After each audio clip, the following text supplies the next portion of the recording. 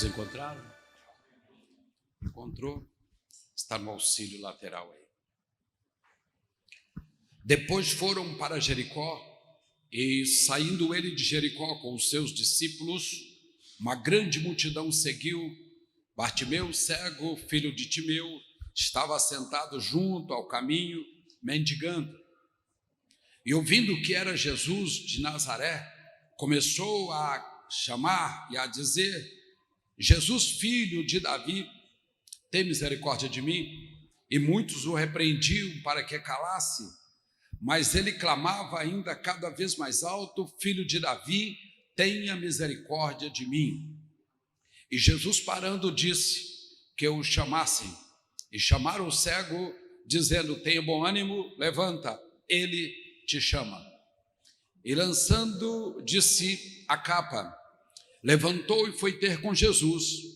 E Jesus, falando, disse-lhe: que queres que te faça? E o cego disse: mestre, que eu tenha vista. E disse-lhe: vai, a tua fé te salvou. E logo viu e seguia Jesus pelo caminho. Amém. Então se assente. Deus vai te dar uma palavra com toda força. E vai te dar uma palavra hoje. Um texto muito simples, muito tranquilo de entender. Um texto que traz revelações explícitas e outras revelações escondidas. Mas há uma coisa interessante nesta palavra, que durante 3 anos, depois de consagrar o ministério, Jesus fez esta caminhada: Galileia, Jericó, Jerusalém. Jerusalém, Jericó, Galileia. Muitas foram as vezes que Jesus passou e trilhou, porque só existia uma, e até hoje uma, estrada que liga Galileia, Jericó, Jerusalém. Uma cidade que tinha várias pessoas cegas, alguns que nasceram cegos, outros que se tornaram cegos por causa do calor excessivo, tempestade de areia, pode ter sido um acidente, alguma coisa assim, se tornaram cegos. E também o cego, filho de Timeu, que é o Bartimeu. Bar é filho em hebraico, né? Então Bartimeu, filho de Timeu, que não nasceu cego e nem teve enfermidade, nem calor, nem areia que o tornasse cego, mas a briga de um vizinho, na vingança do vizinho, tiraram os olhos daquela criança para que ela ficasse cega em vingança dos pais. Quantos estão entendendo? Diga amém. Diga graças a Deus. Então, quando olhamos nesse texto, nós entendemos com clareza que se trata de um rapaz que agora já era homem, cego, que não teve doença, enxergava, e por vingança arrancaram os olhos dele, e ele cresceu o resto da vida dele cego até aquele dia. E é claro, irmãos, que não tem como trabalhar sendo cego, somente há 2000 anos atrás. Você vai plantar, você vai colher, você vai para a construção civil, você vai para a carpintaria, você vai para onde? O cego fica realmente sem rumo. Então diz a Bíblia que para se sustentar, o que foi que ele fez? Foi pedir esmola. Mas até para pedir esmola tinha que ter uma autorização, porque uma cidade muito visitada, uma cidade que era rota de mercadantes, pessoas que vinham da Índia, vinham do Egito, que vinha de outra cidade, tinha que passar ali. Não poderia deixar ali no centro da cidade um cego como era Bartimeu, porque assustava a sua aparência. Imagine bem, 2 cavidades profundas, sem o globo ocular, já de nascença até a idade adulta, já envelhecido, enrugado. Quem olhava para aquele rosto a primeira vez tinha um choque, porque era, para falar a verdade, bem feio. Então esse não pode ficar no centro da cidade, porque na cidade recebe turista, recebe viajantes, tem lugar de dormir, tem restaurantes. Esse homem nós temos que dar autorização para ele ficar fora da cidade. Existia outros que pediam esmola? Sim, tinha outros que pediam dentro da cidade, mas com aparência tranquila. Os olhos piscavam, mas não enxergava nada, era cego.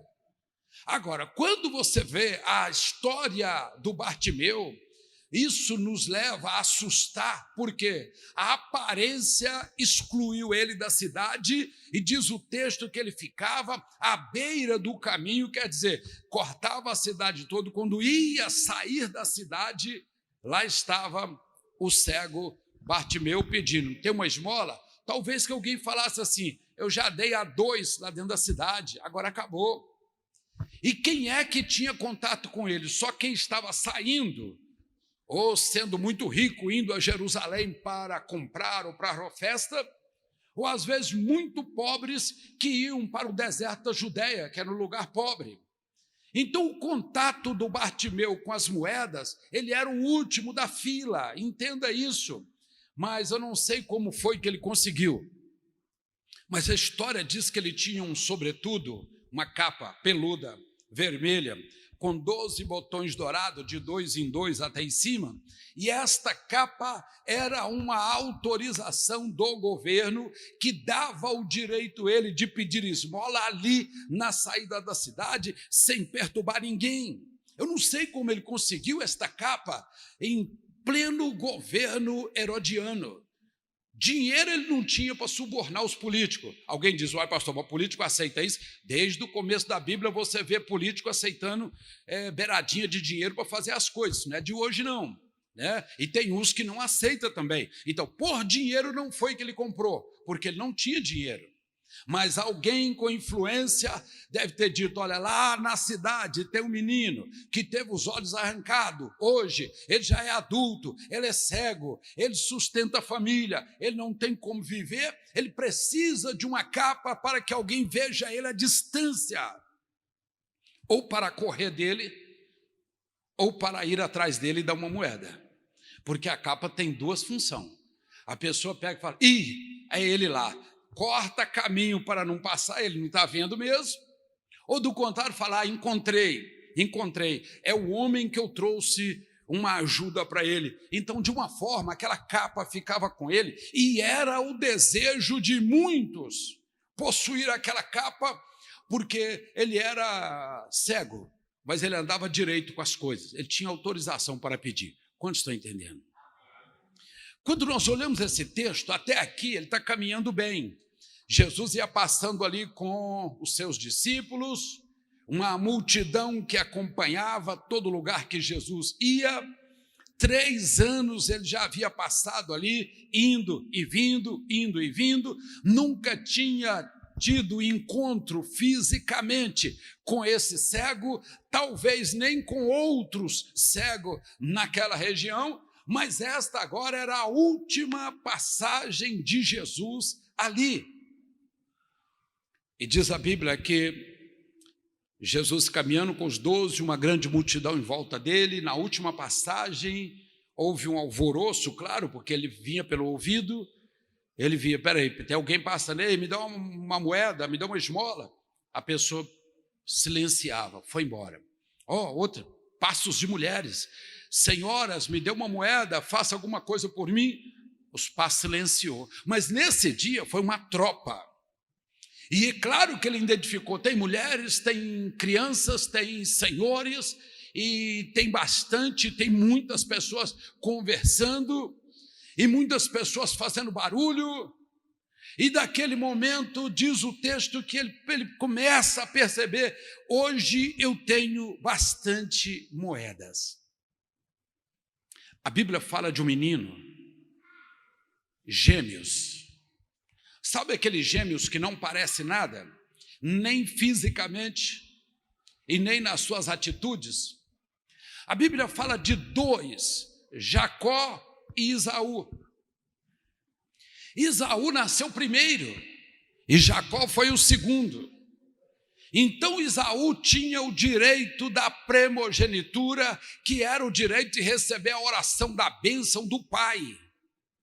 Mas diz o texto que ele fez um negócio com Jacó e vendeu o direito de primogenitura dele em troca de um prato de sementes vermelha, um prato de lentilha, um prato de sementes vermelhas. Por isto o nome dele veio ser Edom. Os descendentes de Esaú passou a chamar Edom por causa do prato vermelho de lentilha que ele negociou com Jacó. E ali tocou a vida dele, e dali formou uma geração chamada os Edonitas, e foram morar cerca de 30 minutos de Jerusalém, atrás do Mar Morto, bem próximo a Amon, Edom. Eles fizeram ali as suas casas nas montanhas, presta atenção. Está relatado no livro de Obadias. Obadias, profeta menor, viveu na época de Ezequias, Jeremias, Daniel, só que eles eram profeta do reino, e ele, por não ser do reino, ele era considerado profeta menor, e Obadias vivia exatamente naquela região mais periférica, e teve um dia que Obadias passou lá onde estavam os Edonitas. O que eles faziam? Eram os rochas. Hoje nós temos na Jordânia a cidade de Petra, as cavernas de Petra, chamada cidade silenciosa. Aquilo tudo ali era habitado com os Edonitas. E eles julgavam os melhores. E eles diziam: aqui ninguém mexe, porque nós roubamos embaixo e subimos pelas cordas, as nossas casas estão lá em cima, no topo das montanhas, no topo daquelas montanhas, e aqui não tem ninguém que vem, porque eles subiam e puxavam a corda. Então eles julgavam invencíveis, eles julgavam os melhores. De lá de cima eles viam, vem um mercadante, e vem um turista, e vem pessoas de Israel. Naquela época eles falavam: descemos pela corda, imensos paredões de 100, 120 metros de altura, que vão fechando, fazendo assim, depois abrem aqueles templos maravilhosos, e eles desciam, roubava de todo mundo, aproveitava da situação e subia de novo para suas gaiolas lá em cima, e ninguém podia contra eles. Por quê? Porque eles eram numa cidade fortificada, aquelas montanhas vermelhas, também vermelhas, em Petra, tudo aquilo ali eram os Edonitas. Por que eu estou dizendo isso? Porque hoje você veio aqui, e se você falar comigo: pastor, o que eu preciso para romper? O que eu preciso para dar um basta, ou para paralisar alguma situação? Olhem todos para mim, você precisa de uma profecia. Guarda bem esta palavra que eu estou falando. Você precisa de uma profecia para você prosperar, para você resolver a sua situação, seja ela qual for: saúde, seja ela na área da prosperidade, família, seja ela na área espiritual, enfim, você precisa de uma profecia. Quantos estão entendendo? Aqueles Edonitas, eles achavam que ninguém podia contra eles, porque, como eu disse, eles roubavam, subiam pelas suas cordas e puxavam as cordas e ficavam lá nas suas cavernas, onde ninguém podia mexer, até o dia. Está relatado, Obadias são 21 versículos, capítulo 1, claro, né, um capítulo só, versículo 3 a 5, Obadias olhou para aquelas montanhas, aquelas cavernas, aqueles templos gigantescos e profetizou contra eles: esta cidade será silenciada, não ficará nenhum, as descendências se espalharão, toda a cidade ficará vazia. Então, quando houve aquela profecia, os 21 versículos de profecia, muitos não deram crédito, porque é apenas uma profecia, nada vai acontecer, não tem problema, nós estamos crescendo, pessoas estão vindo nos nossos templos, estão vindo de todos os lugares. A soberba, preste bem atenção, é uma das inimigas de Deus. A humildade te traz para perto de Deus. Há pessoas que dizem assim, não, que é isso, eu sou muito rico, jamais vou ficar pobre, jamais vou quebrar. O que nós temos mais visto são pessoas ricas que estão quebrando e ficando quase no zero. Outros dizem que é isso, eu tenho saúde para dar e vender, não tenho preocupação com nada, aqueles parecendo assim, aqueles musculoso e tudo. De repente você encontra um vírus invisível, vai lá, bota a pessoa numa cama com um tubo na garganta e de repente morre. De repente você encontra aqueles clubes grandes, fala, coisa grande não cai, que não sei o quê, de repente você vê lá no chão. Irmãos, é político que diz, eu entrei, não saio, daqui a pouco está saindo corrida e para o fundo de uma cadeia. Sabe o que é isso? A soberba é inimiga de Deus, quantos entendem? A humildade te aproxima de Deus. Então aqueles soberbos chamados edonitas, eles diziam, ninguém mexe aqui, nós mandamos, somos donos de tudo isso aqui, tudo isso é nosso, somos ricos, somos abastados, até o dia que veio uma profecia dizendo que eles seriam varridos dali e não ficaria ninguém. Olhe para mim aqui. Quando você tiver a oportunidade de ir lá na Jordânia, vá em Petra.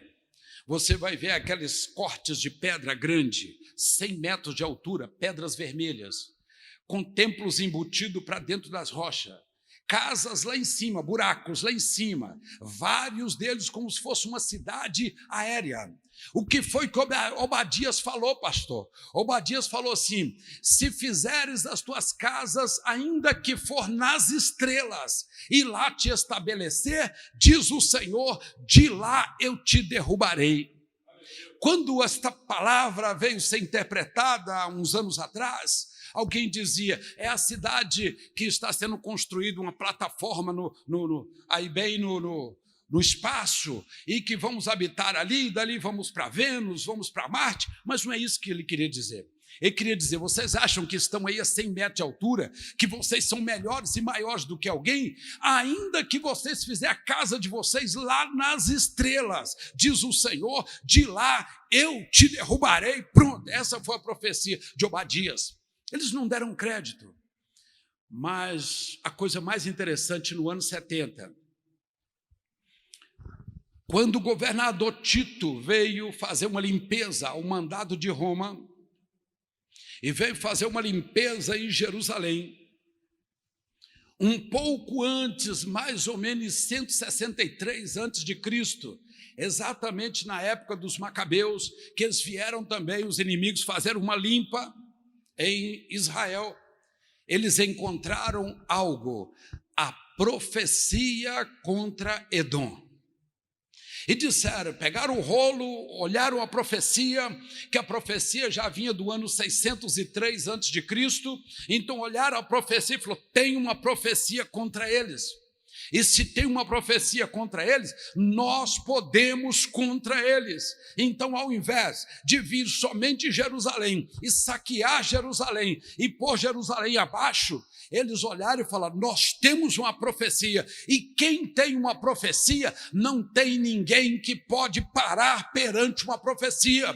A profecia, ela vai se cumprir, 100% ela vai se cumprir. E eles pegaram aquela profecia e falaram, nós temos a profecia, nós vamos contra ele, porque o que tem em Jerusalém é pouquinho, o que tem lá, já que nosso intuito é roubar, lá tem 50 vezes mais do que Jerusalém, porque estão escondendo dentro dos buracos de Petra, diz o profeta. E eles entraram, não sabemos como, mas pela profecia, eles destruíram, queimaram, roubaram tudo, e mataram na montanha de Edom todos os edonitas que sobraram e que ficaram naquele lugar. Alguns poucos, preste bem atenção, alguns poucos que escaparam porque estava fora de Petra, quando ouviram a notícia que não sobrou nada e que acabou, pegaram o Mediterrâneo e rumaram em direção da Europa, e boa parte dos romanos são derivados desses que fugiram ainda e conseguiram formar uma pequena nação, e que hoje, infelizmente, ainda tem uma maldição muito grande sobre ela. É a 7ª colina das 7 colinas que existem no mundo. Quando nós olhamos isso, falamos, pastor, como que eles subiram lá? Não sei. Como que saquearam aquelas montanhas? Não sei.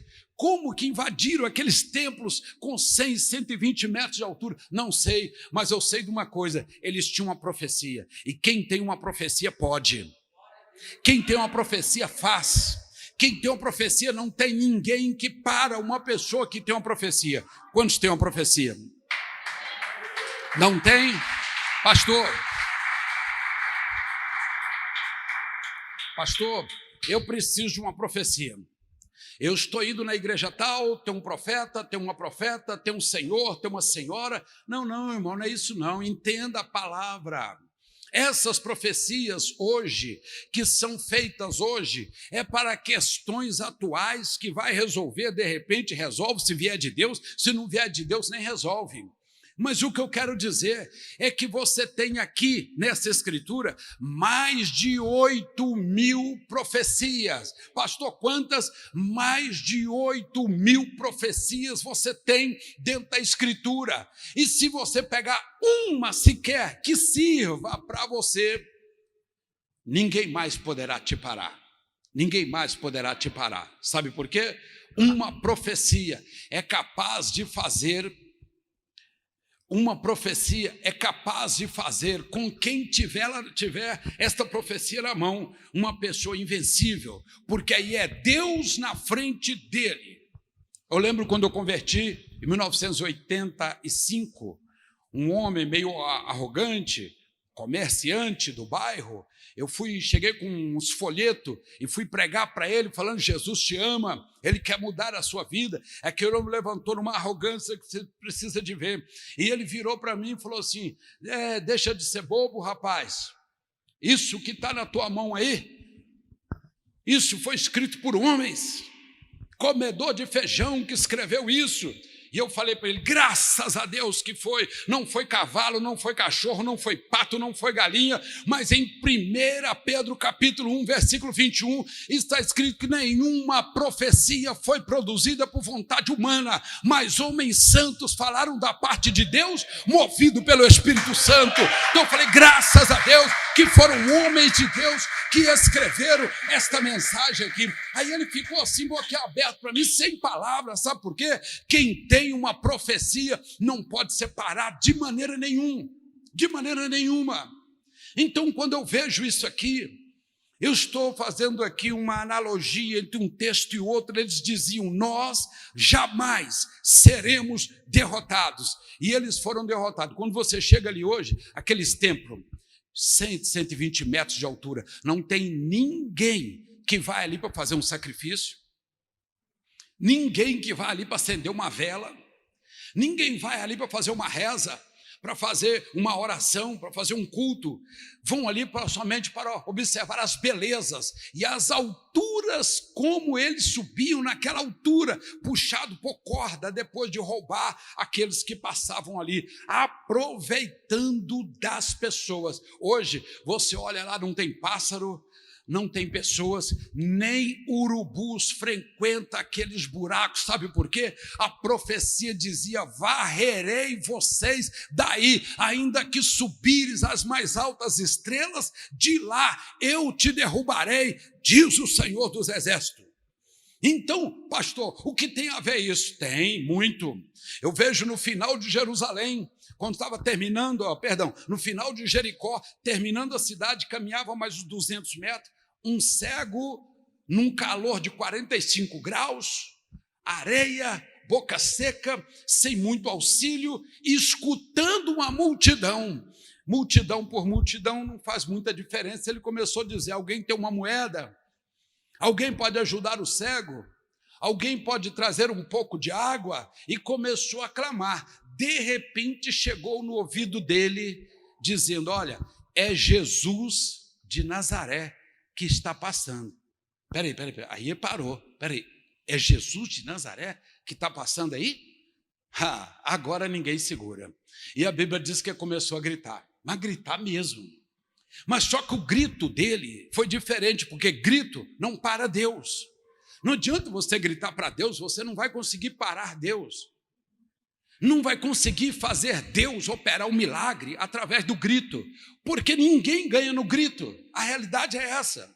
Mas ele começou a gritar, pastor, então, ele gritou porque ele tinha uma profecia, porque ele certificou, quem é? Jesus Cristo de Nazaré. Então ele falou, então eu tenho que usar o meu código secreto.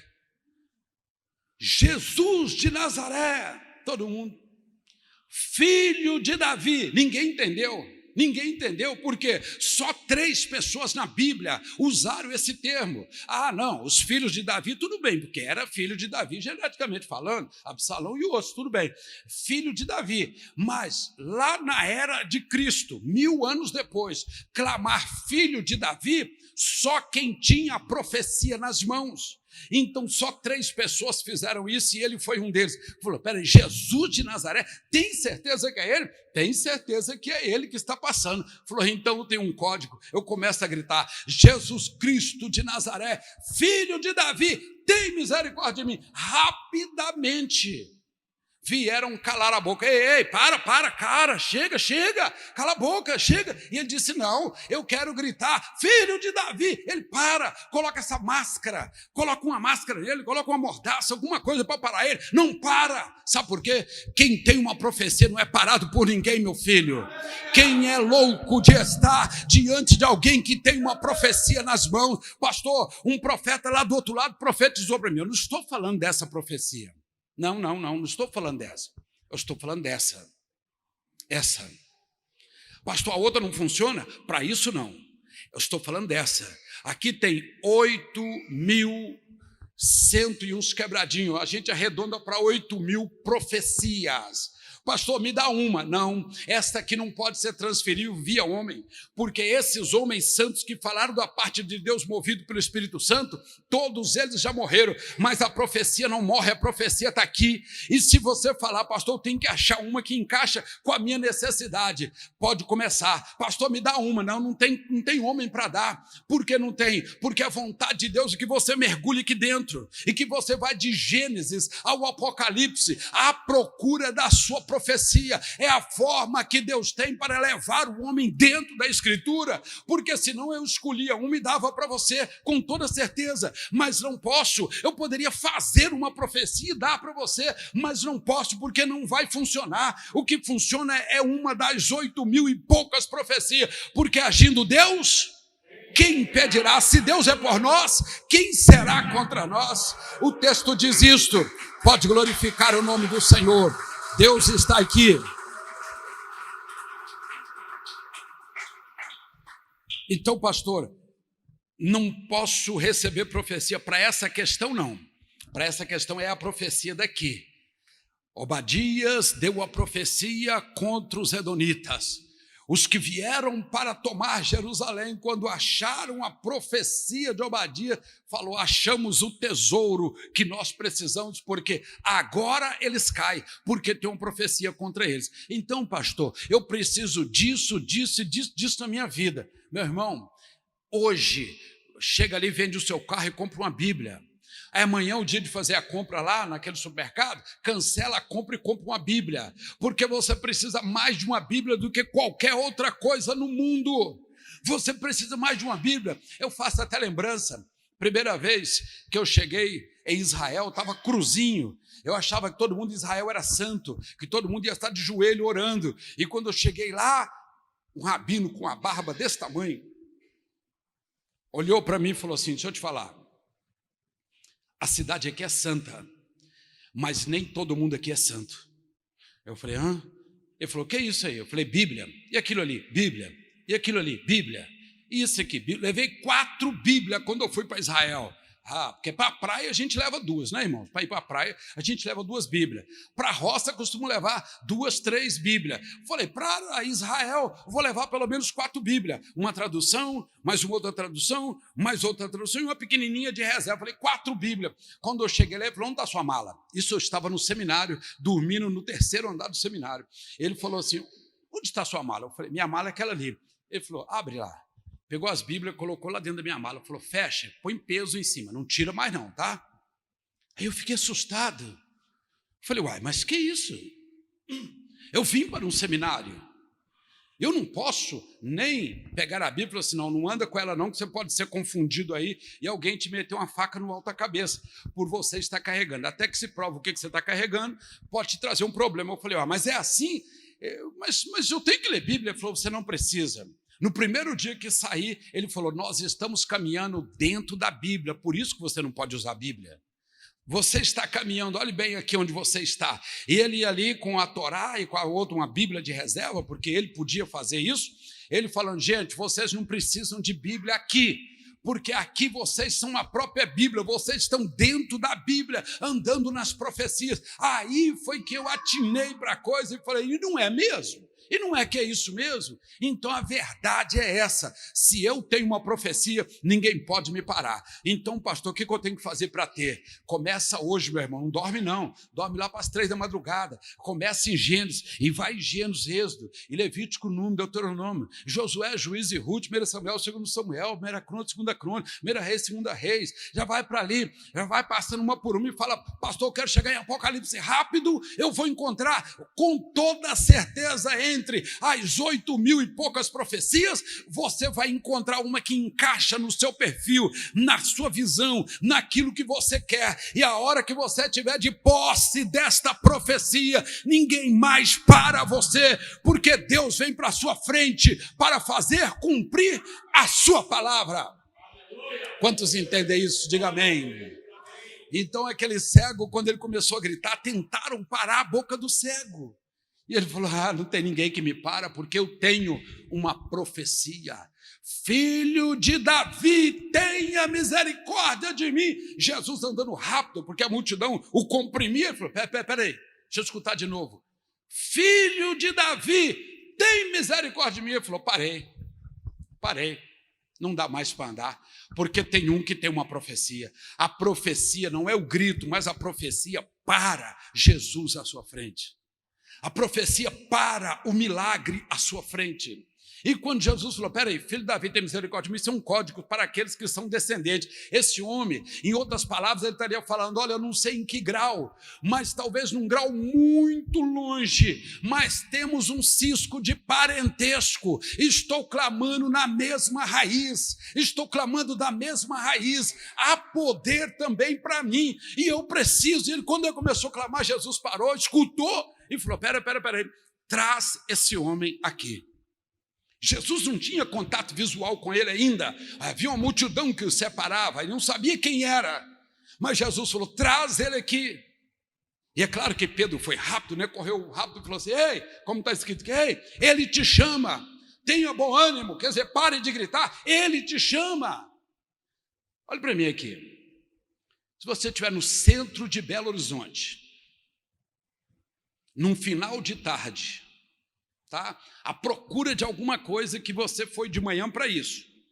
E de repente chega um homem barbudão, meio bravo, afoito, apressado, para você e fala assim, ei, tenha bom ânimo. Ele te chama.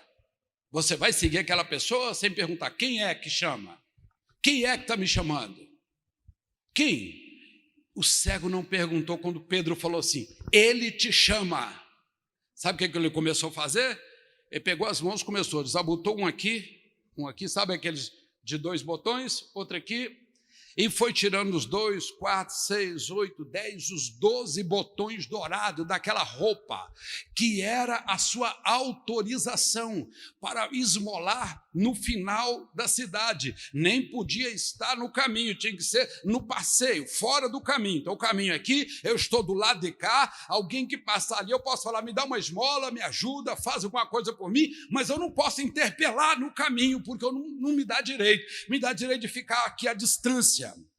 Mas ele ficou no pior lugar, fisicamente falando, em relação aos outros cegos. Era o resto do resto que ficava para ele.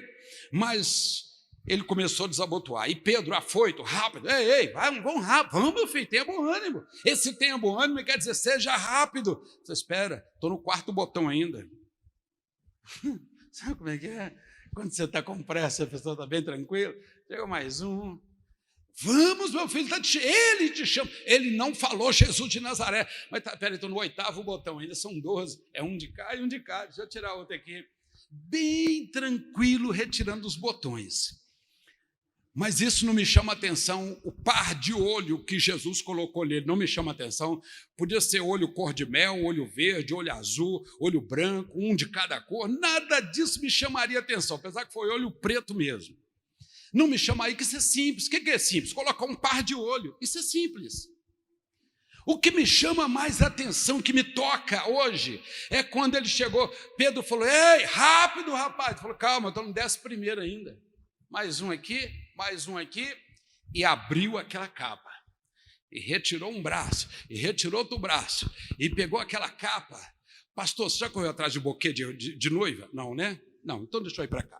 Já correu atrás de buquê de noiva? É a coisa mais bonita. Aquele tocho de rosa encharcada, pesado para danar, que a noiva está custando carregar e ela tem que sorrir ainda, né? Às vezes está dando uma goteirinha porque se deixa dentro d'água, tá? Aquela coisa bonita. Não posso falar porque aqui tem gente que trabalha com isso, né? Os seus é sequinho, levinho, né? Mas esses pesadão, encharcado, aí a noiva vem. Até ali não é o problema não, irmão. Não podia ser até de espinho, não é o problema não. O problema maior é quando ela faz isso. Ah, atenção, aí moças correm, outras senhoras correm, pessoas correm, até o homem, meu irmão, corre atrás para ver se pega aquele buquê de flor, porque existe uma tradição de uma santa que diz que aquela pessoa que pegar o buquê da noiva pós-casada, então que é a próxima a casar. Vocês nunca correram, né? Não, mas tem outro, aqui, várias mãos ali também que já correram. Isso mesmo, tenho certeza que você que está me vendo também já correu atrás de um buquê e deu certo? Deu? Casou? Não deu? Continua correndo, meu irmão. Eu conheço a história de uma irmã que encheu um tamborzinho assim, ó, mas hoje já está casada, graças a Deus, está casada. Funcionou. Então, aquele negócio de jogar o buquê para trás é uma maravilha, uma santidade, uma pureza, porque o desejo do coração da noiva é que outra também passe por aquilo. Se funciona, eu não sei, mas todo mundo corre atrás. Agora, observa aquela roupa. Ele pegou aquela roupa e fez isso com ela. Pedro, vamos, rapaz, ele te chama. Ele nem perguntou. Ele pegou aquela roupa e jogou aquela roupa para trás. Aquela roupa valia mais do que um visto para a América, para os Estados Unidos. Sabe aquele visto que a pessoa vende quase tudo que tem? Tenta 5, 10 vezes, na 15ª vez ele consegue para os Estados Unidos, trabalha 3 meses, é preso e mandado para cá sem direito a nada, fica devendo todo mundo, aquele visto, sabe qual que é? Aquilo ali mais ou menos, que a pessoa gasta dinheiro, já vi pessoas que gastou quase 200 mil para tentar pegar um visto americano, 11 tentativas, Recife, Brasília, Rio, São Paulo, e não conseguiu. Quando abriu aqui em Belo Horizonte, bateu o passaporte lá e foi negado de novo. Quase 200 mil pagando a agência e não conseguiu ir. Aquela roupa dele valia mais do que o visto americano. Sabe aquela vaga numa empresa multinacional? Que não vai te pedir muita coisa, nem muito carga horária, e você vai ganhar de 25 a 30 mil, tranquilo, com direito a crescer dentro da empresa, valia mais do que isso. Valia mais, muito mais do que isso. Pastor, aquela franquia de uma marca que é só colocar que o dinheiro começa a chegar, valia mais do que a franquia de uma marca. Eu quero que você entenda isso. Porque quando eu vejo isso, eu vou valorizar aquela roupa de 12 botões que ele tinha, que a maioria queria e não tinha, e eu não sei como ele teve. Mas agora ele desamarra os botões, desamarra as cordas, tira a corda e joga aquela roupa para trás. Assim de pessoas correram para pegar aquela roupa, sabia? Pastor, mas a roupa é de cego, quem está correndo está vendo. Ah, meu irmão, mas todo mundo quer uma roupa daquela. Você já viu aquela pessoa que não precisa, mas pega a vaga de quem precisa? Já viu aquela pessoa que não precisa daquilo, mas ele vai lá e pega a vaga de quem precisa? Aquela ganância. É esse tipo de coisa. Quando jogou a capa, até hoje tem pessoas correndo atrás daquela capa. Ah, se eu pegar essa capa, eu estou feito. Eu vou, mesmo que seja para o final do caminho, eu com a capa dessa eu estou feito. Então, ele jogou aquela capa. Sabe o que me chama a atenção? É este ato. Este ato. Porque ele lançou um código. Eu tenho a profecia. Jesus parou e falou, traz. Pedro falou, ele te chama. Ele já tirou a roupa e já jogou para trás. Pastor, ele precisava de uma cura física? Com certeza, né, irmãos? Quem passa por um motivo desse, hoje é fácil, ainda coloca um olho de vidro, uma prótese, a estrutura facial fica perfeita, né? Pelo menos a estética fica perfeita, dá para a pessoa conduzir, porque, infelizmente, a aparência da forma que ele estava, ele não poderia pedir esmola nem dentro de Jericó, ele tinha que pedir no caminho, e na beira do caminho ainda. E ele deve ter pensado, nossa, a cura divina para mim vai ser muito bom, mesmo que o olho não enxergue, mas se melhorar a minha aparência, eu vou poder ficar mais perto das pessoas sem assustar. E Jesus chega para ele, olha bem dentro dele, o que queres que eu te faça? Era como você falar, Jesus, talvez você não conheça a minha história. Quando eu era menino eu enxergava, mas alguém com maldade arrancou os meus olhos. E eu quero a vista novamente. E Jesus falou, então, naquele momento, então vá, os olhos já brotaram nele, já piscando, lagrimejando, tudo direitinho, já com globo ocular, tudo direitinho. A face já estufou, já falou, olha, a sua fé está te salvando. Mas ali foram 3 milagres, não foi só um. O físico, é claro que em primeiro lugar nós precisamos, porque se estivermos bem de saúde, nós conseguimos conquistar outras coisas. Então, primeiro a saúde, vai, pá, saúde. Segundo, o lado profissional, que ele se desprendeu da capa antes de encontrar com Jesus. Era a certeza que ele tinha que quem tem uma profecia consegue o milagre que precisa. É esta mensagem que você precisa entender hoje. Ele arranca a capa, joga a capa ainda estava subindo. Quando ele aproximou de Jesus, recebeu o par de olhos, mas não foi só isso, que ele falou assim, agora eu posso ir para a carpintaria, eu posso trabalhar de pedreiro, eu posso trabalhar com plantação de uva, eu posso trabalhar carregando areia, porque agora eu enxergo, quer dizer, o lado profissional dele agora foi restaurado, porque dali ele tiraria o seu sustento, não precisa ser mais humilhado. No final da fila, do lado de fora da cidade, não passou ninguém hoje, porque nenhum pobre foi para a Judéia, nenhum rico foi para Jerusalém, não teve movimento. Eu fiquei aqui plantado com fome, com sede, eu não preciso mais disso. E o principal da vida de um homem, porque a Bíblia é clara em relatar que havia um cego na beira do caminho, depois, aqui, do lado, o povo pastando ali, ele gritando, ei, alguém aí, ó, me ajuda, me dê uma moeda, olha para o cego, faz alguma coisa. Passou, vamos ver que hora que vai passar outra. A Bíblia diz aqui, olha o texto que diz no versículo 52, e Jesus disse, vai, a sua fé te salvou. E logo ele viu, quer dizer, os olhos vieram, e seguiu Jesus a partir de agora pelo caminho. Então ele estava na beira do caminho aqui, ele falou, agora eu estou enxergando, agora eu posso andar aqui na estrada, agora eu posso seguir Jesus. Irmãos, uma das coisas maravilhosas que aconteceu foi a cura espiritual dele, porque ele recebeu o milagre e ele falou, pois agora eu não te largo mais, agora eu tive o milagre, eu quero o dono do milagre. Quantas vezes nós encontramos, irmãos, na nossa caminhada, pessoas que querem somente o milagre, mas não querem o dono do milagre.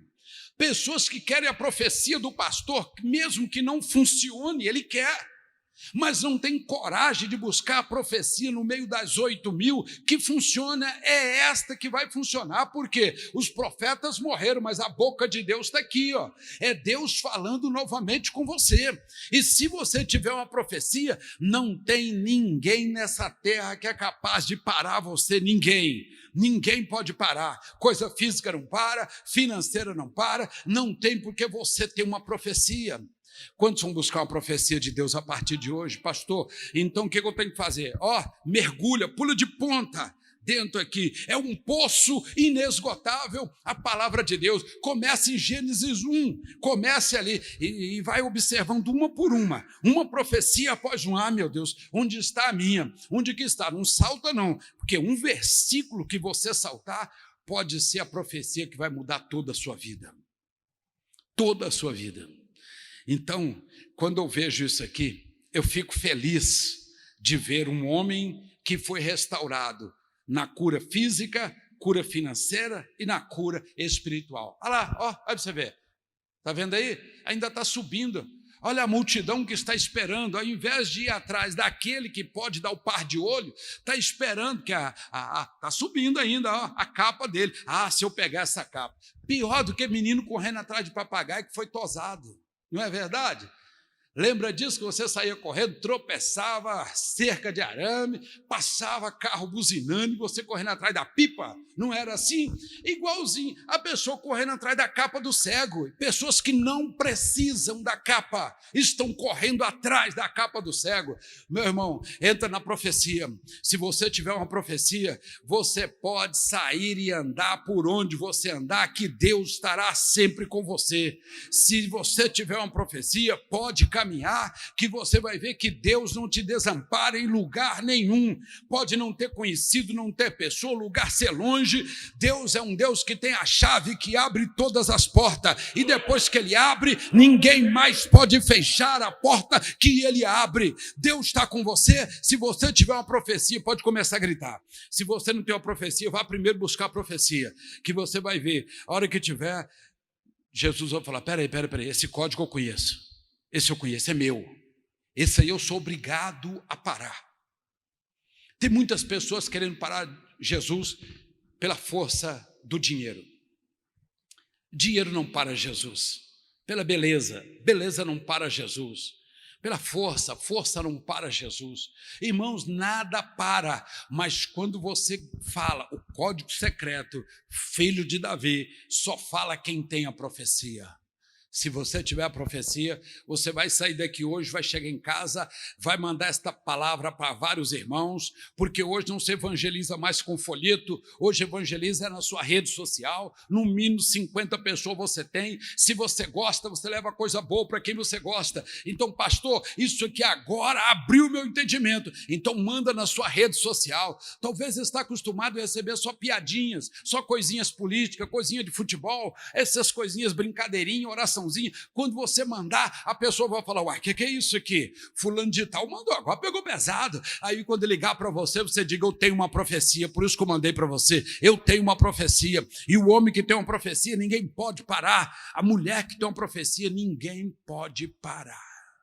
Deixa essa palavra com você? Sim ou não? Consegue entender essa palavra? Chega em casa: pastor, a hora que eu pus um pé do lado de fora da igreja, esqueci tudo. Então é porque Deus não falou com você, não tem problema. Você está com algum problema que Deus não quis falar com você.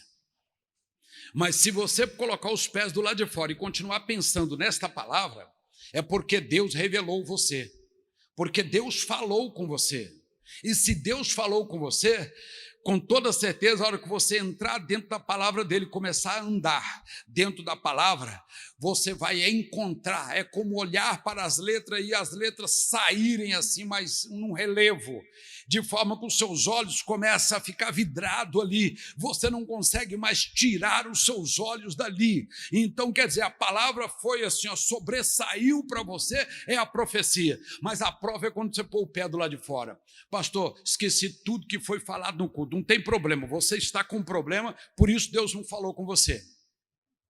Mas se você não está com um problema grave, quando pôr o pé do lado de fora, você vai lembrar dessa palavra. Então Deus falou com você. Se Ele falou, Ele te deu a chance. Pode ser hoje que vai começar a mudar a sua estrutura, tá? Talvez eu estou falando para você aqui que hoje, se fosse olhar, você nem estaria aqui. Pastor, eu estou aqui, mas meu pensamento está do outro lado. Eu estou numa situação difícil, pastor, difícil. O senhor nem imagina. Meu irmão, primeira coisa, fique tranquilo. Pedro vai mandar você ser rápido. Vai rápido, rápido, rápido, ele te chama, ele te chama. Você diz para o Pedro assim: Pedro, estou desabotoando a capa. Você pode falar isso. Se a situação estiver te enforcando, se estiverem te oprimindo, se os edonitas estiverem roubando e subindo para as alturas, você pode dizer para eles: estou desabotoando a minha capa. Estou tirando a minha capa. Antes que eu encontre com Cristo, eu tenho certeza que Ele vai fazer o milagre. Eu já vou tirar a capa antes. Começa a tirar a capa. É isso aí. Você consegue entender essa revelação? Amém, irmãs? Irmãos, tudo bem? Tudo bem. Então começa a tirar a capa. Se te apertar, você diz assim: estou desabotoando. A pessoa fala: quem ficou louco agora que eu não estou entendendo mais nada. Tem problema não, você está entendendo. E Deus também. Estou desabotoando, estou no terceiro botão ainda. Eu sou lento assim mesmo. Vai demorar mais 1 hora para tirar mais um. Estou lento assim mesmo. É o tempo que Deus precisa para operar o milagre em você. É o tempo que Deus precisa para te surpreender com aquilo que você precisa. É o tempo que você está desabotoando. Vamos desabotoar aqui. E são 12 botões dourados, lindos, grandes. Lentamente, tem umas cordinhas ainda que prende a minha farda. Eu vou tirar ela toda, ainda vou jogar ela para trás ainda, para correr bastante pessoas para pegar. Depois, Pedro, eu vou até ele, eu sei que eu consegui pará-lo pela força da profecia. Que Deus te abençoe e te guarde, que Deus te dê essas palavras aqui, elas possam ser verdades dentro da sua situação. Porque, observe bem, 3 anos Jesus passando ali, não viu o cego não viu Jesus. Outros cegos não viram Jesus. Jesus não viu outros cegos ali. O último dia, Jesus saindo de Cesaré de Filipos, havia dito para Pedro: Pedro, é bom que eu vá a Jerusalém, porque chegando lá eu vou ser preso, investigado, condenado, morto, sepultado, mas ao 3º dia eu ressuscitarei. Pedro falou: de forma nenhuma isso acontecerá contigo. Jesus disse: Pedro, para trás de mim, Satanás. Ele repreendeu aquela palavra de Pedro que não veio dele, não veio de Deus. E ele faz a última passagem, por isso que havia muita gente. Ele está indo para ser julgado, ele diz que vai ser preso, julgado, condenado, morto, sepultado e que vai ressuscitar o 3º dia. Muitos falaram: eu vou também, eu vou para Jerusalém também. É Páscoa, eu vou também. Muita gente subindo junto. Era a última vez, e foi a última vez que Jesus passou ali. O que eu quero dizer com isso? Foi a última oportunidade que ele teve de ser curado. 3 anos, na última passagem, quem é? Jesus de Nazaré, filho de Davi, soltou o código, porque ele tinha profecia. Quem tem a profecia não morre, não. Até a Bíblia diz, não havendo, em Provérbios, não havendo profecia, o povo perde a direção. O povo anda sem rumo, o povo se perde.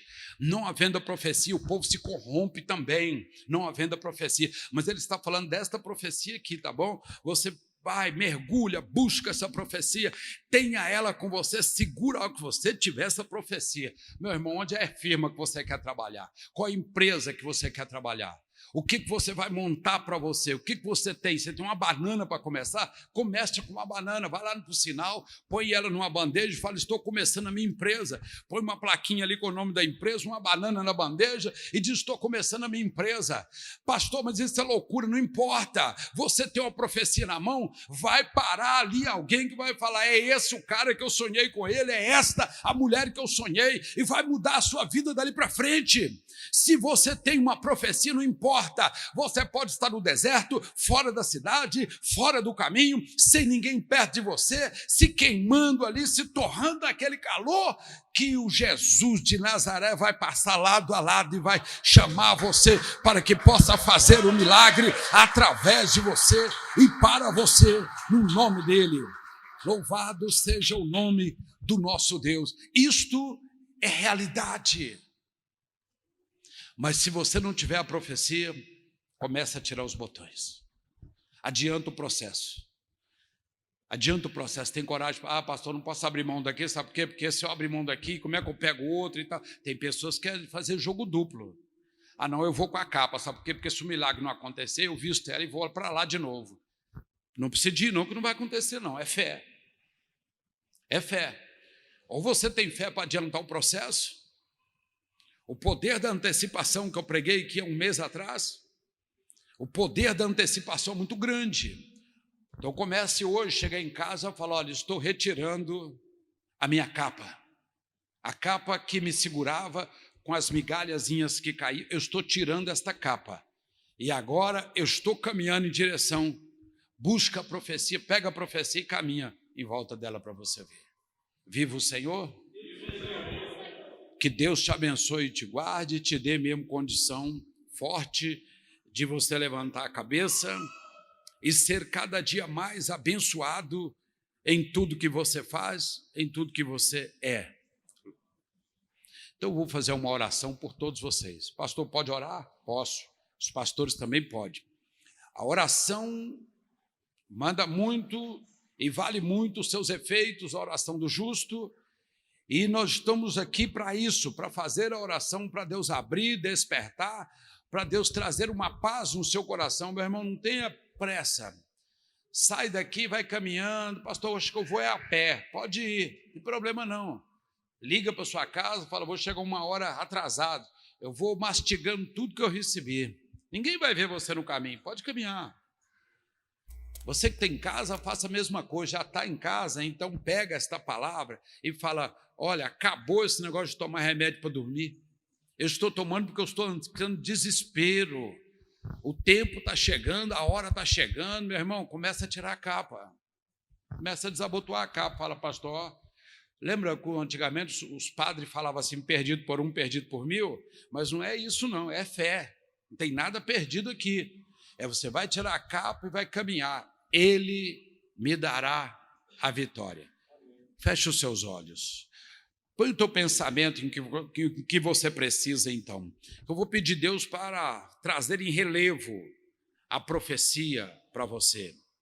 Trazer em relevo esta profecia e você descobrir quando você começar a leitura dos textos sagrados. Pai querido, Pai amado, em nome do teu Filho Jesus Cristo, nós estamos aqui como homens ungidos pelo teu Espírito. Senhor, estamos aqui para ajudar a conduzir aqueles que têm a profecia ou aqueles que ainda não têm a profecia.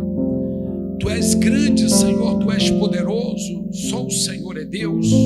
Adoramos o Teu nome na pessoa do Senhor Jesus Cristo e sabemos que Jesus de Nazaré está passando todos os dias próximo das áreas que nós estamos na saúde, na área profissional, sentimental, pessoal, na área espiritual, em todas as áreas o Senhor está passando e na maioria das vezes, Senhor, estamos como Bartimeu, no canto de uma cidade, ninguém se importa conosco, Senhor, estamos ali, ó Deus, fazendo algo para sobreviver. Ajuda este irmão agora, Senhor, ajude esta irmã, põe as mãos sobre ela e levanta na força do teu poder, caroço desapareça deste corpo, ferida começa a fechar a partir de hoje, toda inflamação, infecção, descontrole de pressão, de diabetes, em nome de Jesus, seja controlada agora, em nome de Jesus Cristo. Você que tem tomado bastante remédio para dormir, não consegue dormir, Senhor, eu ministro o Salmo 4 neste momento sobre a vida desta pessoa, para que tenha paz, para que tenha um ponto de equilíbrio. Em nome de Jesus, feitiço sai, macumba sai, toda força contrária sai. Você, espírito negativo, espírito destruidor, você, espírito do ciúme, da inveja, do olho grande, do olho gordo, você que diz que vai destruir essa pessoa, sai do caminho desta pessoa agora. Pai, eu oro pelos que são mais novos, os mais velhos, os que estão presentes, que estão do outro lado, Senhor. Eu peço que o Senhor confirme uma vitória especial na vida desta pessoa. Eu peço ao Senhor que neste momento, Senhor, onde estiver alguém que está ouvindo esta voz, manifesta agora perto desta pessoa, sobressaia os escritos sagrados aos olhos desta pessoa que vai procurar a profecia. Senhor, quando o teu servo abrir a escritura e começar em Gênesis, repassando folha por folha, Senhor, estando ali lendo a tua palavra, eu peço, Senhor, sobressaia essas letras sagradas, dê-lhe a profecia, muda a vida desta pessoa, da água para o vinho, Senhor, e manifesta mesmo o teu poder. É o que nós te pedimos agora, crendo que o Senhor é um Deus hoje, um Deus eternamente, em nome de Jesus Cristo. Amém. E todos digam amém. E diga: viva o Senhor. Dê uma salva de palmas para o Senhor, bem forte.